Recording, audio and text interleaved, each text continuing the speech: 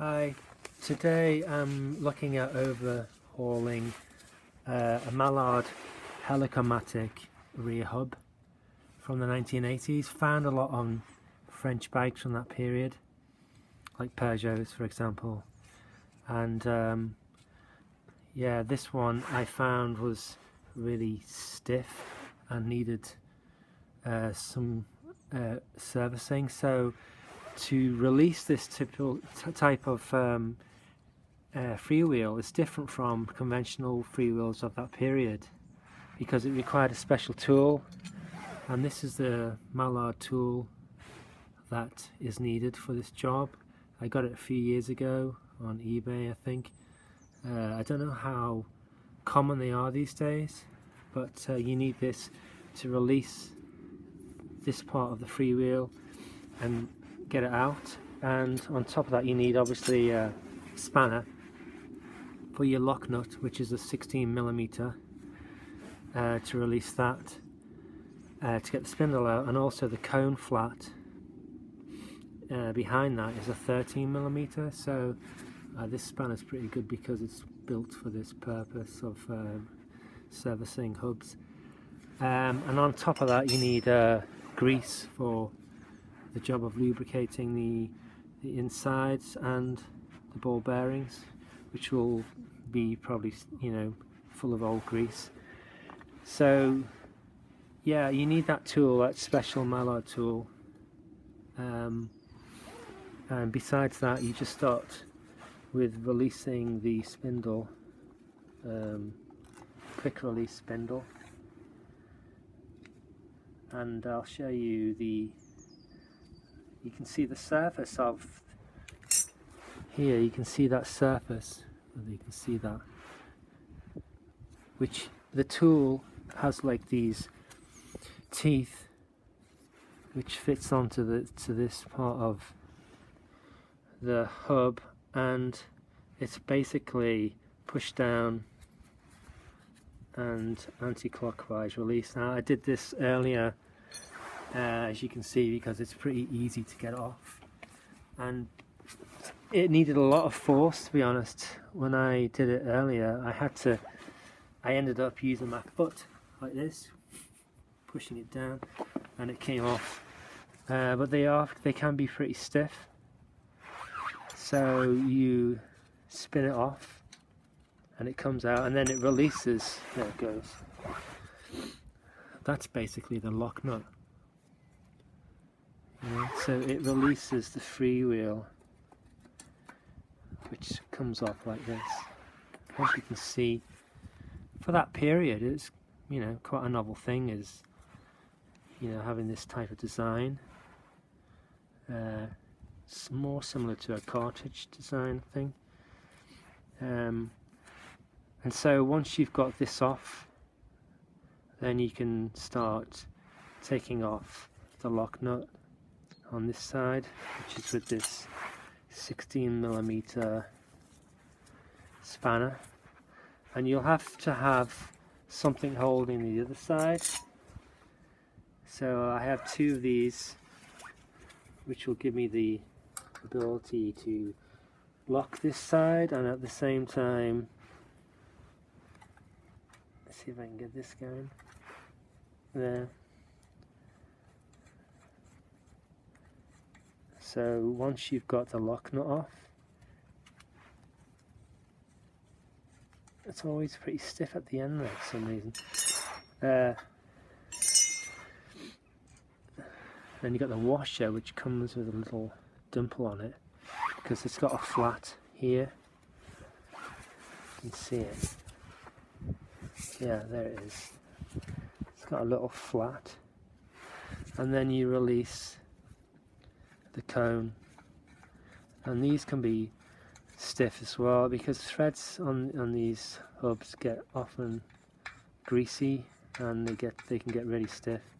Here it is, stiffening up now. And once this is off, you'll have access to the ball bearings, which are inside on both sides. And there it comes out. There's the spindle.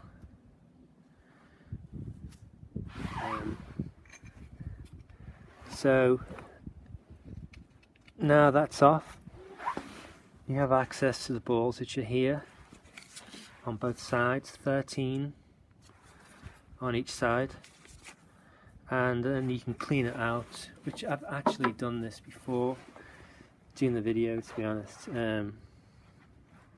Clean this out, make it really as clean as you can so the ball bearings run on a really smooth surface, and clean these teeth as well,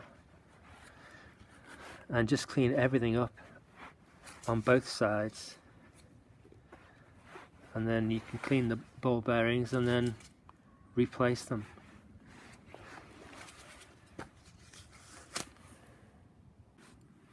Now I've cleaned up the inside for the ball bearings to go back in, so the race has been cleaned with a cloth, so there's no grease there at all. I have to put in the grease into the area where the ball bearings run, and this grease isn't as good as I find. This is grease from Halfords, which I don't think is as good as the Park Tool grease I've used in the past, and it's a really ugly red colour as well, but for now it's okay.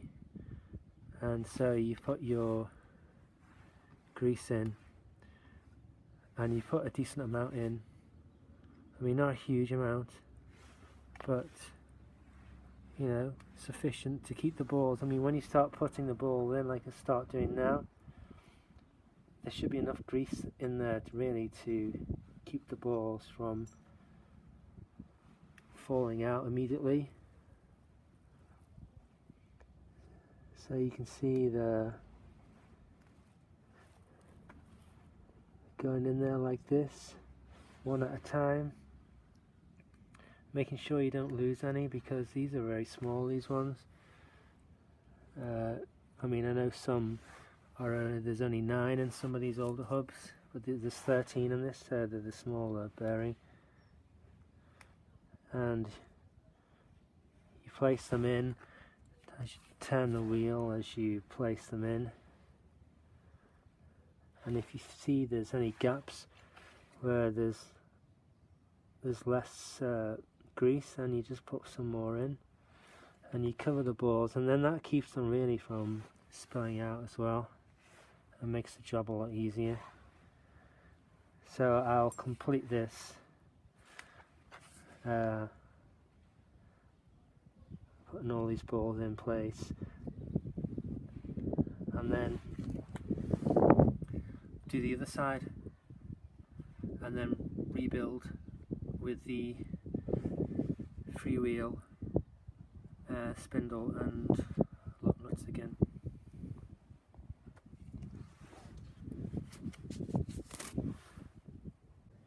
Here are the ball bearings, 13 from each side.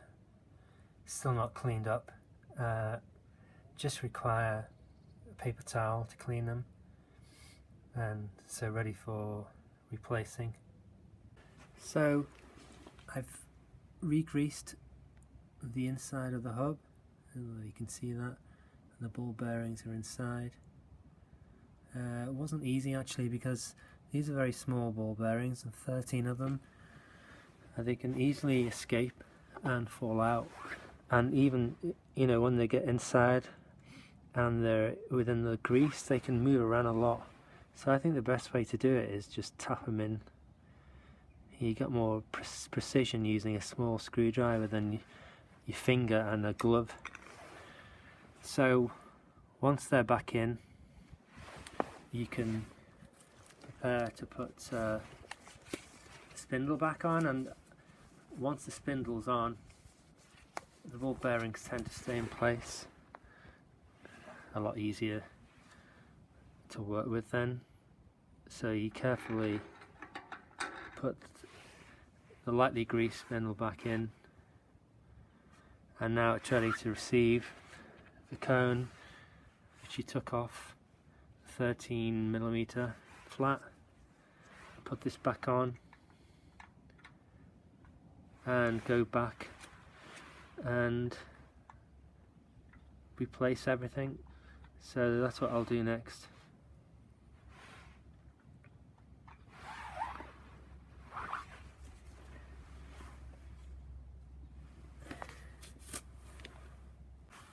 So, cone is in, the washer with the dimple is in, and the lock nut is on. So that's that side of it done, and then just the replacement then of the Maillard Helicomatic freewheel, which is very simple. It has this lock nut, or lock ring, it's really lock ring, which goes on a thread. That's the wrong way around. That's it, because the teeth are on the outside, of course, for the tool. So this goes on, and then the use of the tool to tighten it, and that's it. That is actually can be used as see that as a bottle opener as well. The French design, very good thinking. So that's it. The hub now feels a lot smoother, and I can just adjust this slightly if I need to. I think it's pretty good. And that's how you overhaul a Maillard Helicomatic hub. Cheers.